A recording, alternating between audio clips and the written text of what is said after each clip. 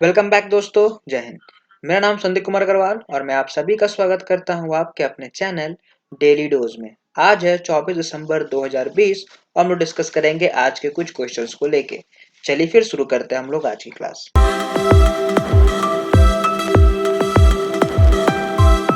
पहला सवाल है, when India observes national farmers day.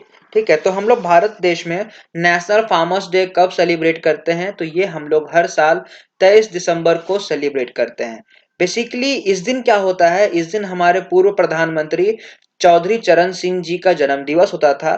तो इनके जन्म दिवस को हम लोग as a national farmers day celebrate करते हैं, जो कि पूरी तरह से भारत के किसानों को प्रेरित है और उनको उनके ऊपर ये आपका दिवस है। ठीक है, ये जो बेसिकली इसलिए है क्योंकि ये जो हमारे चौधरी चरण सिंह थे वो एक फार्मर फैमिली से बिलोंग करते थे, इसीलिए ये किया जा रहा है। ठीक है, और ये वो हमारे भारत देश के 5वें प्रधानमंत्री बने थे फ्रॉम 28 जुलाई 1979 टू 14 जुलाई जनवरी 1980। सो फार्मर्स वो लोग हैं जो कि घंटों में नहीं एकड़ में काम करते हैं। कहने का मतलब इनकी जो समय सीमा नहीं होती है, बस ये इन काम कर रहे हैं और अपनी खेती कर रहे हैं। अगर हम लोग आज एक मुंह में कुछ डाल रहे हैं निवाला, तो वो सब इनकी वजह से है। अगला सवाल है, how many amount of loan has been decided for Tripura by ADB. तो एशियन डेवलपमेंट बैंक के द्वारा कितना अमाउंट ऑफ लोन दिया गया है या फिर देने की बात हुई है त्रिपुरा को? तो ये हुई है आपकी 2100 करोड़ रुपए। ठीक है, 2100 रुपए ने 2100 करोड़ रुपए। ठीक है, तो एशियन डेवलपमेंट और त्रिपुरा गवर्नमेंट ने साइन किया है एग्रीमेंट, और जिसमें ये बात कही गई है कि ये 2100 करोड़ रुपए त्रिपुरा का डेवलपमेंट में खर्च किए जाएंगे। तो बेसिकली ये जो होगी आपके अर्बन एरियाज और टूरिज्म सेक्टर्स को खासकर देखेगी। और जैसे बेसिकली बताया जा रहा है कि यहाँ पे 20 अर्बन लोकल बॉडीज है त्रिपुरा में, उसको डेवलप करने के लिए उसमें कुछ रोड्स वगैरह को लेके सारा काम करेगी। तो बेसिकली स्टार्टिंग में वो आपका 40 करोड़ रुपए तो देंगी काम करने के लिए। उसके बाद जब ये आपका टूरिज्म सेक्टर या फिर हो जाता है, तो उसके बाद 1600 करोड़ रुपए आपका अर्बन डेवलपमेंट के लिए दिया जाएगा और 500 करोड़ रुपए आपका टूरिज्म सेक्टर के लिए। अगला सवाल है, which bank has launched online portal infinite India. तो कौन सा बैंक के द्वारा online portal infinite India launch किया गया है? तो ये किया गया है आपका आईसीआईसीआई बैंक के द्वारा। ठीक है, भारत की वन ऑफ द प्राइवेट में लीडिंग आपकी बैंक है आईसीआईसीआई बैंक, उसके द्वारा आपका एक पोर्टल प्लेटफॉर्म जारी किया गया है इन्फानाइट इंडिया। और ये भारत का ऐसा पहला आपका प्लेटफॉर्म है जिसके हेल्प से आपके फॉरेन कंपनीज भी काम कर सकेंगे आईसीआईसीआई के साथ। ठीक है, तो ये बेसिकली आपकी एक वन स्टॉप पोर्टल रहने जा रही है, जिसमें आपका corporate filing, licence registration, HR service, compliance and taxation के साथ साथ बहुत सारे बिजनेस एंटिटी को लेके काम की जाएगी। तो अगला सवाल है, who has honoured with the legation of merit by Donald Trump. तो आपका द लेगेशन ऑफ मेरिट आपके यूनाइटेड स्टेट के मिलिट्री के बहुत ही रेपुटेशन और आपका ये सम्मानित है। तो ये किसको दिया गया है? तो ये मिला है आपके नरेंद्र मोदी जी को। वहां के जो प्रधान या आपके जो प्रेसिडेंट है राष्ट्रपति डोनाल्ड ट्रंप, उन्होंने प्रधानमंत्री नरेंद्र मोदी को ये आपका ये अमेरिका का हाईएस्ट मिलिट्री डेकोरेशन अवार्ड दिए हैं। ठीक है, तो प्रधानमंत्री नरेंद्र मोदी जी के बिहाफ में जो भारत के एज अ एम्बेसडर वहां पे हैं यूएस के तरनजीत सिंह संधू, उन्होंने रिसीव की है।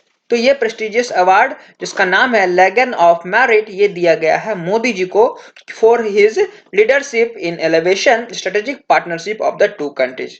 ठीक है, तो अभी तो फिलहाल डोनाल्ड ट्रंप ही इस देश के आपके राष्ट्रपति हैं, लेकिन जो अभी आपके इलेक्शन हुई थी उसमें जोए बाइडेन जूनियर ने जीता है, तो उनका जो कार्यकाल शुरू होगा जनवरी 2021 से शुरू होगा। अगला सवाल है, what is the projection rate of India GDP bye NCAER for 2021। ठीक है, तो फिस्कल ईयर 2021 के लिए एनसीईआर की के रिपोर्ट में भारत की जीडीपी क्या बताई गई है? तो ये बताई गई है 7.3%। ठीक है, एनसीईआर क्या है? National council for applied economic research, जिन्होंने ये बताया है कि उनका कहना था कि सितंबर में उन्होंने बताया था कि भारत की जो जीडीपी है वो -12.6% रहने जा रही है। लेकिन अब क्योंकि मार्केट में हल्की सी ग्रोथ आई है, थोड़ा सा मार्केट संभला है, तो अब जाके इनको लगता है या फिर इस पोजीशन रिपोर्ट के अनुसार इनका कहना है कि भारत की जो इकोनॉमी है फिस्कल ईयर 21 के लिए वो रह जाएगी आपकी 7.3%। तो धीरे धीरे सब कुछ ठीक हो रहा है।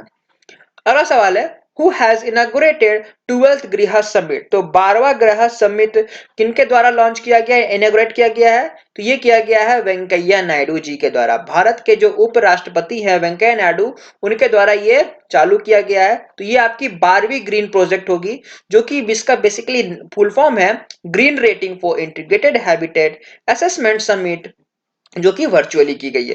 तो बेसिकली ये एक प्लेटफॉर्म है जिसके हेल्प से आपका हमारे जो वातावरण है उसको बदलने की बात हो रही है। कहने का मतलब जितना पॉल्यूशन है, डर्ट है हमारे इन्वायरमेंट में, उसको इस तरह से बदलना है कि सारा कुछ ग्रीन रहे।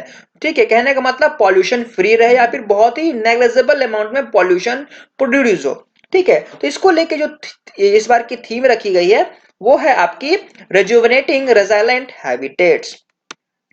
अगला सवाल है what is the name of Bengal's first oil and gas reserve. तो वेस्ट बंगाल का पहला ऑयल एंड गैस रिजर्व का नाम क्या है?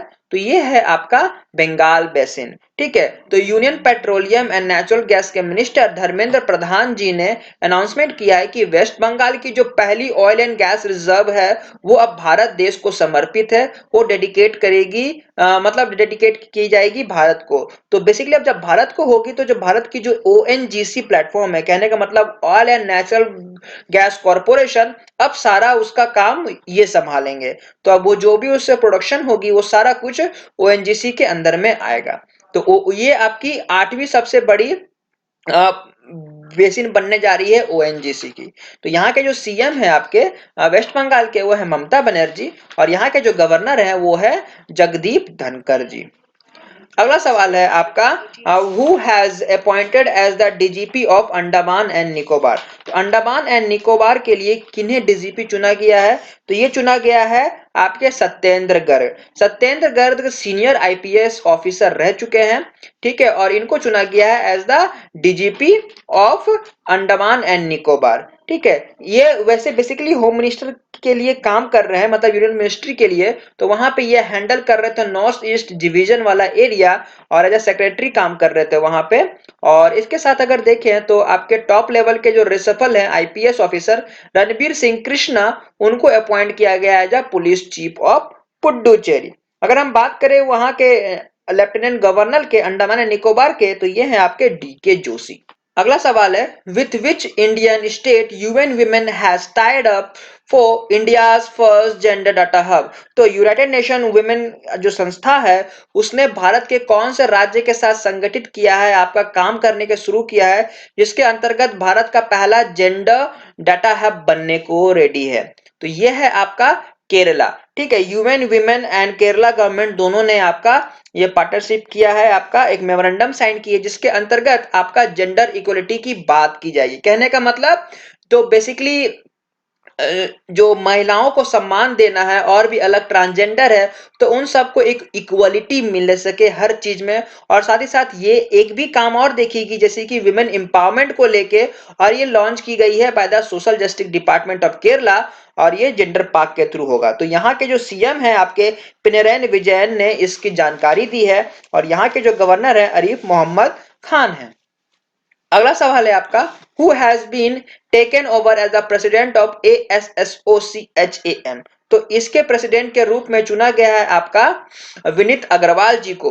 तो विनीत अग्रवाल आपके managing director of logistic major transport corporation of India limited से रिप्रेजेंट करते हैं, जिनको चुना गया है आपका as a president of associated chambers of commerce and industry of India. ये रिप्लेस करेंगे आपके निरंजन हिरदानी जी को, जो आपके को फाउंडर और एमडी हैं हिरदानी ग्रुप ऑफ कंपनीज के।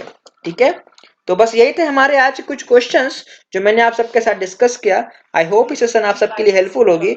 आज के लिए बस इतना ही। Thank you.